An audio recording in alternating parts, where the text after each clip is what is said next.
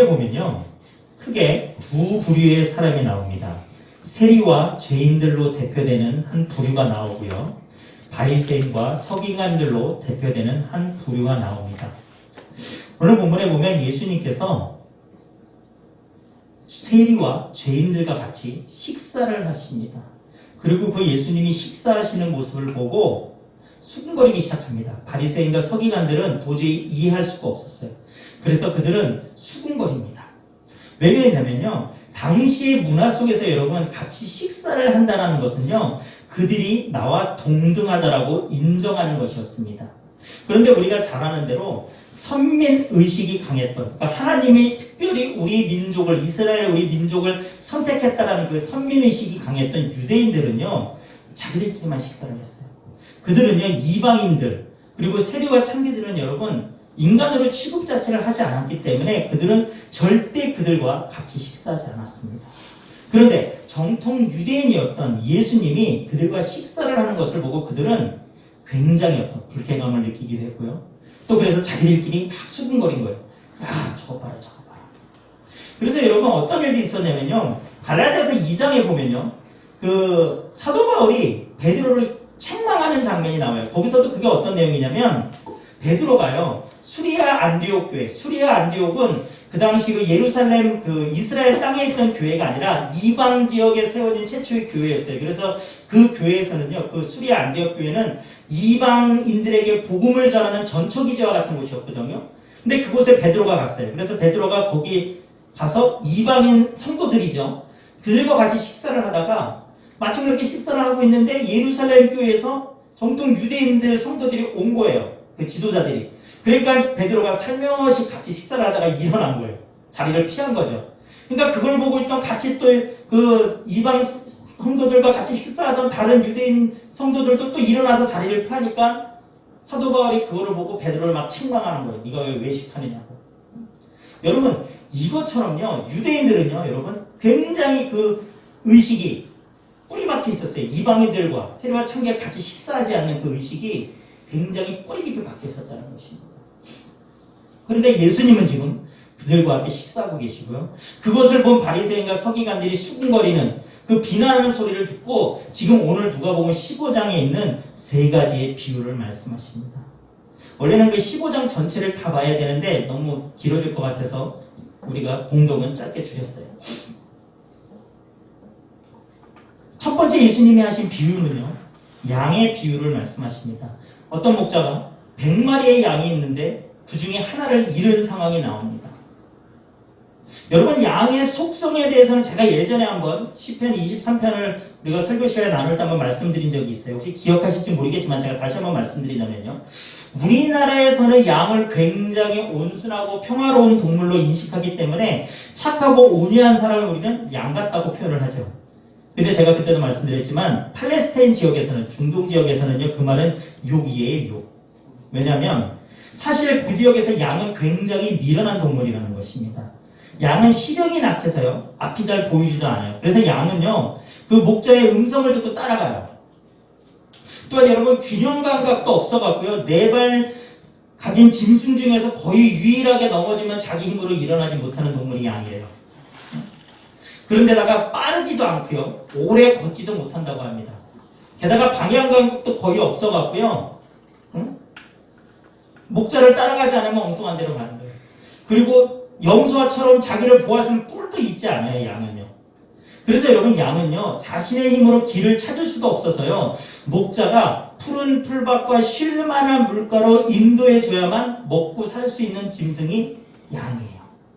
그래서 목자의 인도를 따르지 않는 양은요, 목자를 떠나면 죽게 됩니다.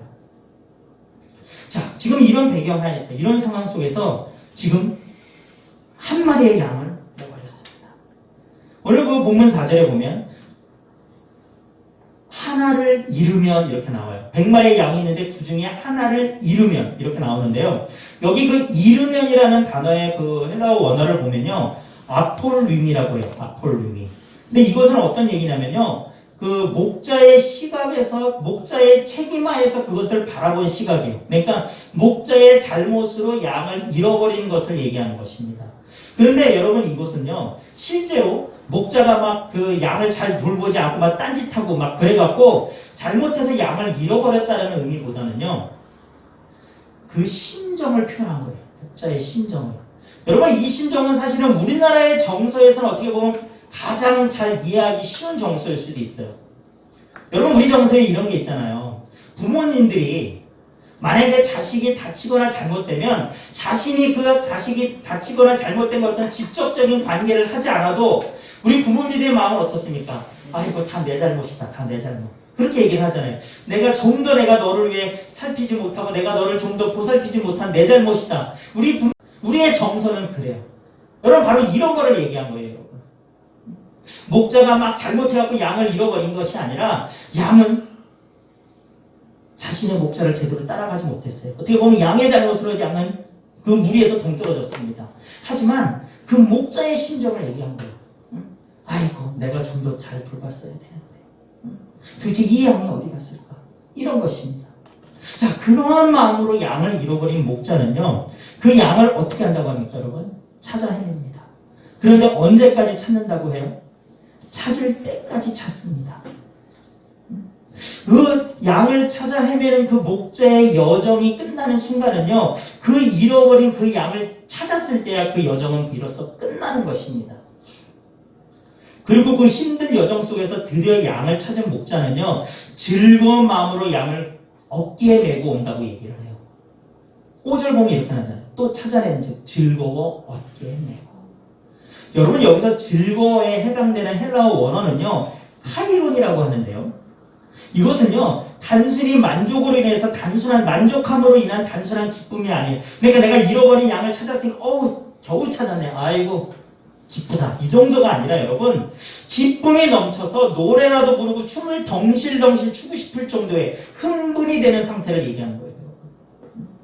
그러니까 여러분 그 목자가 양을 찾았는데 그 양을 이끌고 오는 것이 아니라 양을 어깨에 메고 오잖아요.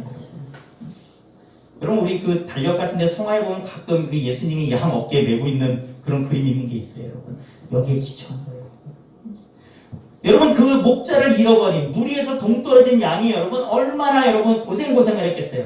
제가 아까 말씀드린 양의 속성에 따르면 얘는 제대로 먹지도 못하고 제대로 움직이지도 못하고 그냥 아마 사람으로 비교하면 쩔쩔 굶고 있는 거예요. 어디서 이러지도 못하고 저러지도 못하고 얼마나 지쳐있겠어요. 그러한 양을 목자가 찾았어요. 목자는 그 양을 너무 긍휼히 여긴 것입니다.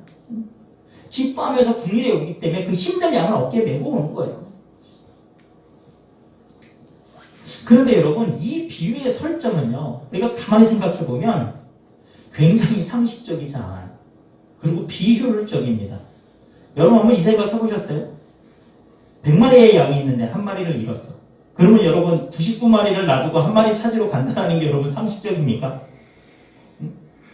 여러분들이라면 그렇게 하시겠어요? 99마리의 양을 들판에 놔두고 한 마리 찾아 헤매겠습니까? 상식적이지 않아요. 그리고 여러분 그것을 끝까지 찾는다고 하잖아요.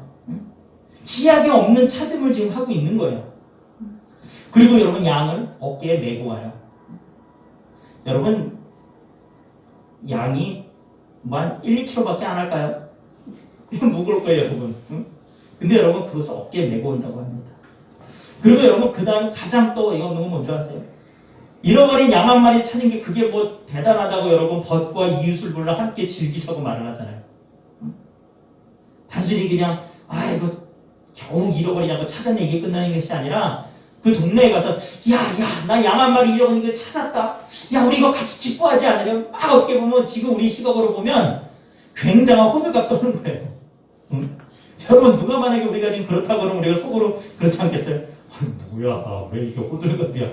이게 뭐 그런 일이야? 그렇게 아마 속으로 비난하지 않겠습니까? 그 다음 비유는 어떻습니까? 10드라크마 중 한 드라크마를 잃은 여인의 얘기가 나옵니다. 여러분 여기서 한 드라크마는요, 한 데나리온과 같은 가치가 있어요.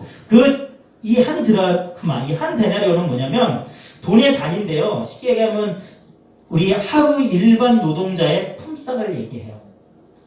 여러분 우리 지금 우리나라 최저임금으로 따지면 하루 보통 뭐 8시간, 9시간 일했을 때 하면 10,000원 조금 안 되죠. 10만 원 조금 안 되죠. 시간당 뭐 만 원 조금 안 되니까 그죠. 한번 8만 원에서 10만 원 사이가 되는 돈일 것 같습니다.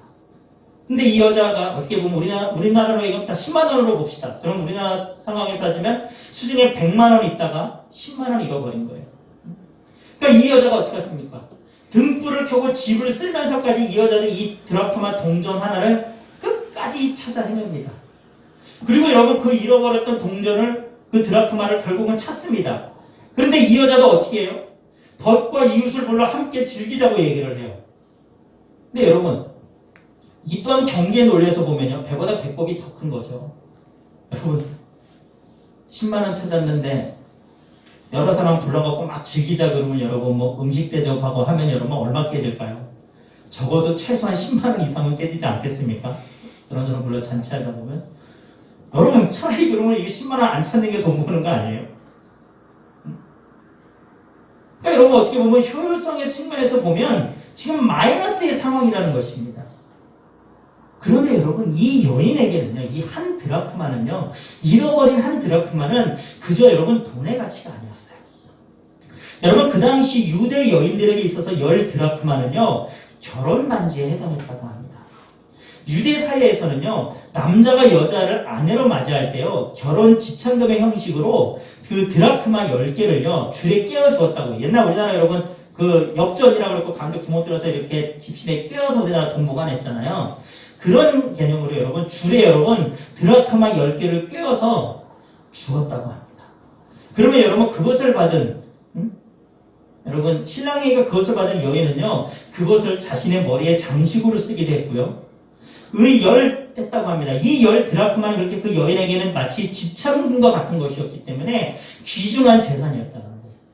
그래서 여러분 유대 여인들은요 이것을 어느 정도로 소중히 여겼냐면요 잠을 잘 때도요 이것을 결코 풀어놓지 않을 정도로 그들에게는 소중한 의미가 담긴 것이었다는 것입니다.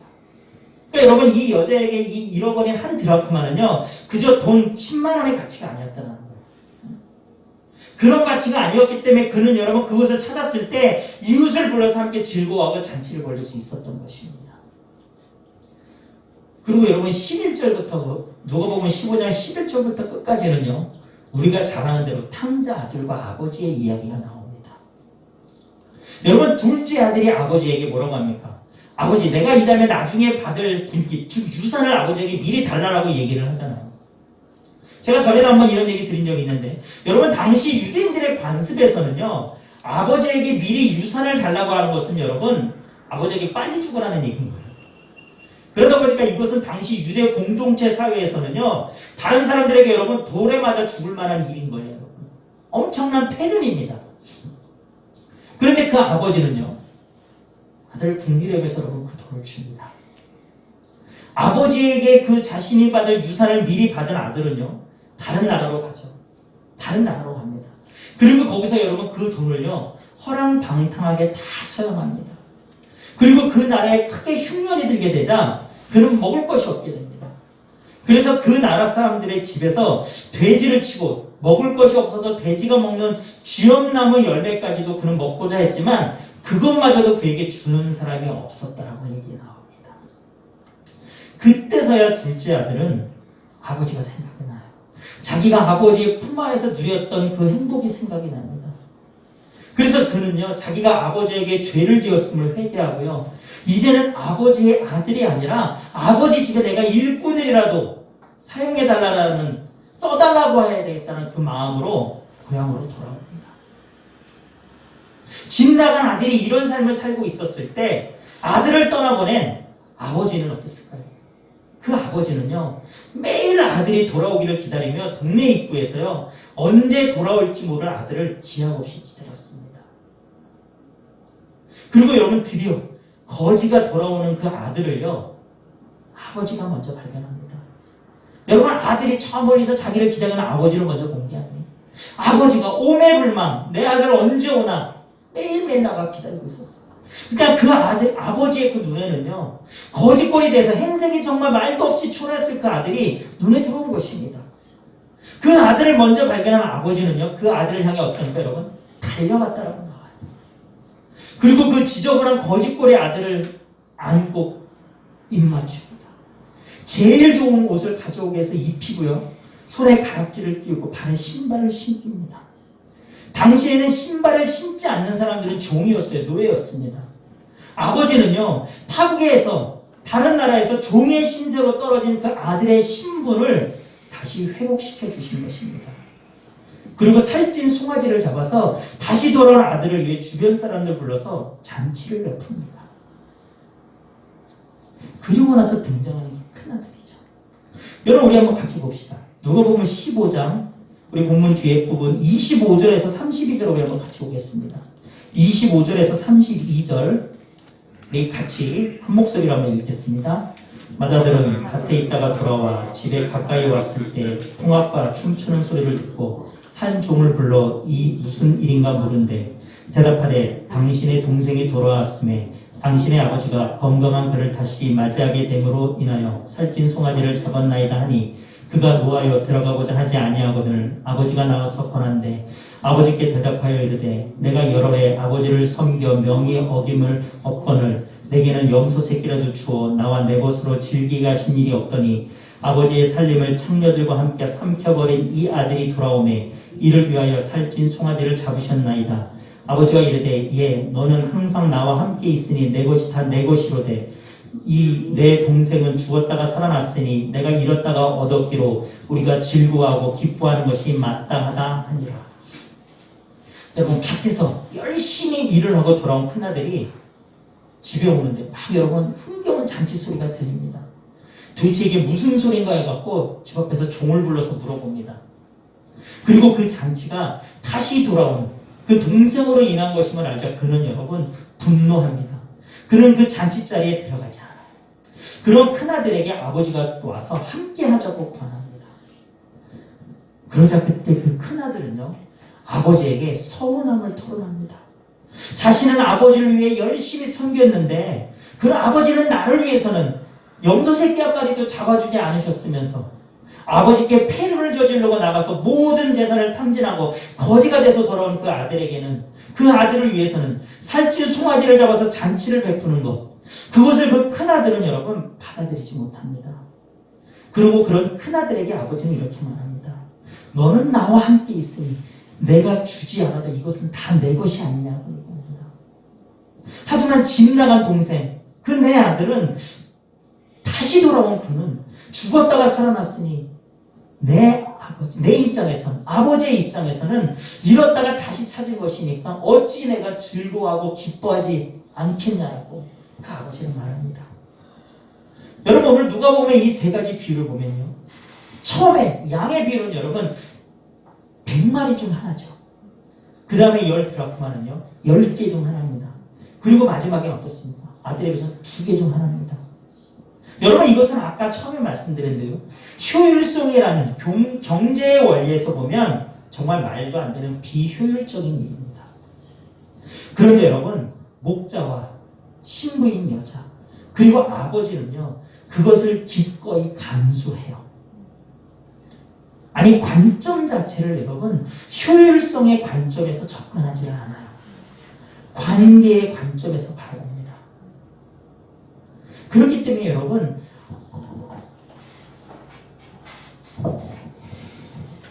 그렇기 때문에 여러분 9마리의 초점이 아닌 잃어버린 한 마리를 찾은 것에 남아있는 9드라크마가 아닌 잃어버린 1드라크마를 찾은 것에 기뻐하고요. 자신에게 폐륜을 저지른 아들이 거지가 돼서 돌아왔을 때 괘씸한 아들, 아이고 그럼 너는 드디어 벌받았다라고 여러분 통쾌하다라고 생각하는 것이 아니라 측은히 여기고 살아서 돌아왔음을 기뻐하고 여러분 잔치를 벌이는 것입니다. 여러분, 이 모든 것은요 관계에서 비롯된 거예요. 여러분, 경제의 효율성이 아닙니다. 여러분, 오늘 우리 설교 본문의 오늘 설교 제목이 뭡니까? 여러분, 오늘 설교 본문 주고 봐보세요. 제목이 뭐예요? 하나님의 사랑은 효율성이 아니라 관계의 사랑입니다. 여러분, 전에 제가 믿음을 얘기할 때 제가 강조했던 것이 무엇인지 여러분 혹시 기억하십니까? 바로 관계성이었죠. 관계성. 믿음은 인격과 인격을 갖춘 존재들 사이에서만 만들어지는 것인데 그 관계의 지속성 속에서 지속됨 속에서 성장한다고 말씀드렸었어요.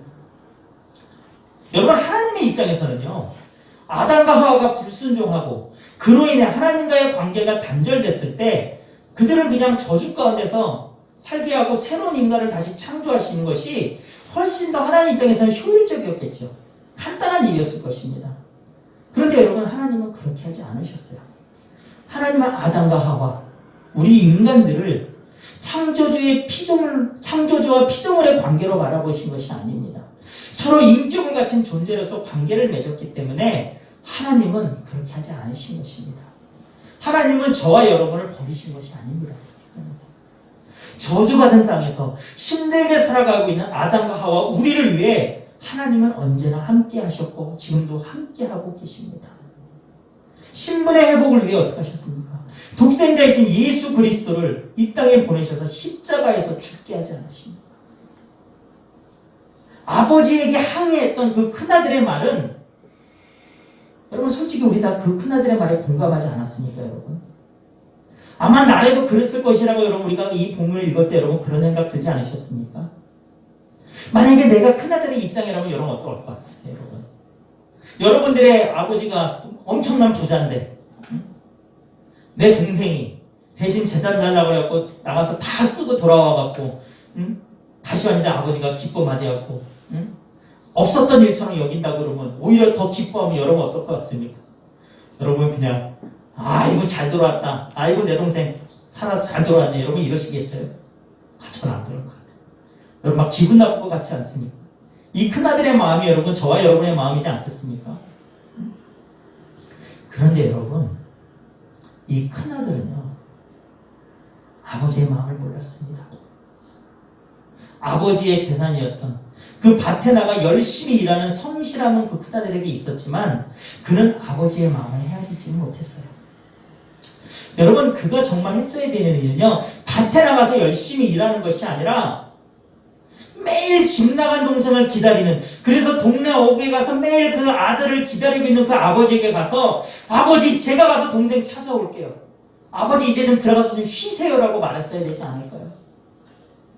이제 걱정하지 마십시오 아버지, 내가 가서 그 아버지 아들 찾아오겠습니다, 아버지는 좀 들어가서 쉬세요라고 그렇게 말했어야 되지 않을까요? 여러분, 그 아버지는요 그 큰아들에게 차마 그 얘기를 하지 못했을 것이에요. 여러분, 아버지에게는요 큰아들도 소중한 아들이고 작은아들도 소중한 아들 아니겠습니까? 아버지는 큰아들에게 그런 마음이 있었지만 큰아들이 그렇게 해줬으면 좋겠다 하는 마음이 있지 않았겠습니까? 하지만 그 아버지는 큰아들도 사랑했기 때문에 큰아들에게 차마 그 얘기를 하지 못한 건 아니었을까요? 여러분 어떻게 생각하십니까? 여러분, 우리 모두는요 오늘 본문에 나오는 두 부류 중 한 부류에 속합니다. 둘째 아들로 대변되는 세리와 죄인의 부류에 속하거나 아니면 큰아들로 대변되는 바리새인들과 서기관들의 부류에 우리는 속할 것입니다. 아마 지금 교회에 나와서 예배드리는 우리는요 큰아들의 부류에 속할 것입니다.